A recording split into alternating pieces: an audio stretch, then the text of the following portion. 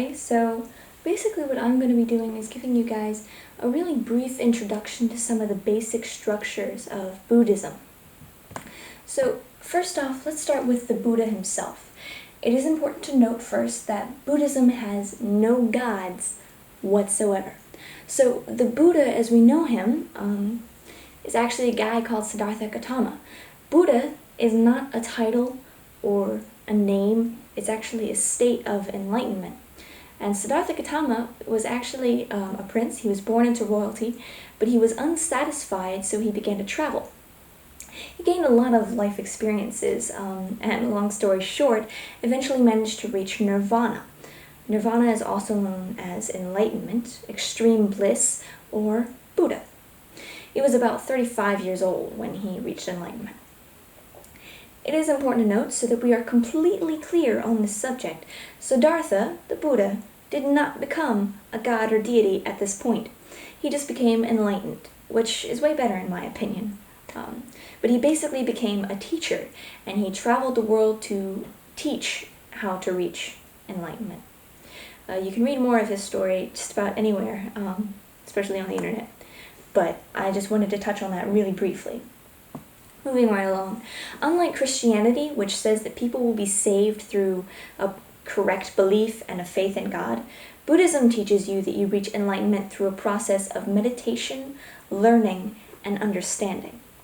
A couple other beliefs: they don't believe in heaven, but they do believe in rebirth. They believe that you will continue to be reborn until you reach nirvana, and nirvana will free you from the cycle of rebirth and suffering. Speaking of suffering, there are a few typical life laws that Buddhists follow. The Four Noble Truths are one of those: that life is suffering, that suffering is caused by desire, that suffering can be overcome, and finally, that following the Noble Eightfold Path leads to the end of suffering. The Eightfold Path is right vision, right emotion, right speech, right action, right livelihood, right effort, right mindfulness, and right meditation. To go into a little more detail on those, right vision, this is the first one, it's also called right understanding.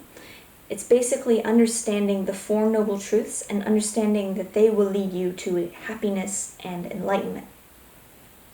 Right emotion is going a step further, not just understanding, but committing to the Four Noble Truths and having a goal of enlightenment.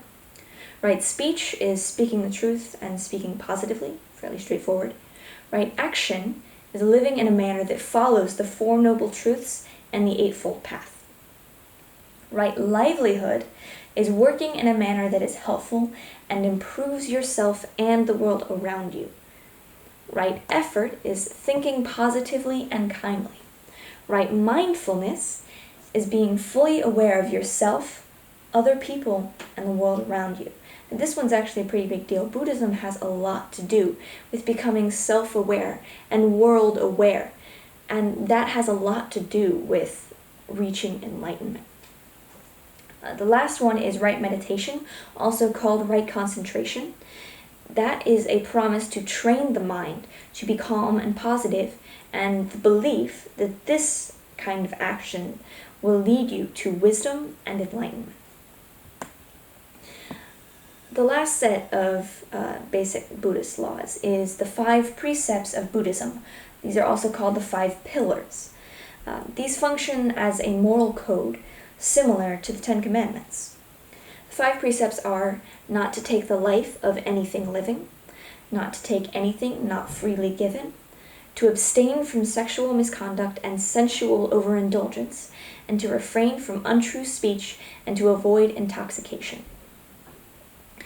So, most of that is fairly straightforward and easy to understand, but I would like to touch back on the sensual overindulgence. Basically, this has a lot to do with food, actually, and also drugs. Drugs fit into that category, too. But sensual overindulgence does mean not to eat a lot of unhealthy food just because it tastes good. That actually ties back around to karma, which I'll talk about in just a minute. And then to refrain from untrue speech and to avoid intoxication. Intoxication actually also ties back into sensual overindulgence. So Buddhists, as I mentioned before, also believe in karma, and they also believe in dharma. Karma is the belief that whatever you do has consequences, and that those consequences will, sometime in the future, impact you. As in, you're the person who originally committed the action. This ties back into sensual overindulgence under the impression that if you eat this candy bar now, you're fine for now, but in the future, this will, in the long run, negatively impact your health. And that goes back into intoxication as well. But Dharma is, in a nutshell, because it's a pretty complicated concept, I think, but it's the belief of the order of the universe. To Buddhists, this means the belief in karma and rebirth, but Dharma isn't the same for everyone and every religion. To Buddhists, it just means karma and rebirth. That is the order of the universe to Buddhists. All of this being said, I should note that this is all just the basic structure of Buddhism, and that there are actually many different kinds of Buddhism, and each individual Buddhist may have their own beliefs. The basic structure above is what defines a Buddhist, but people don't have to classify themselves as anything, I think. So if you agree with some of this, but not all of this, that's okay.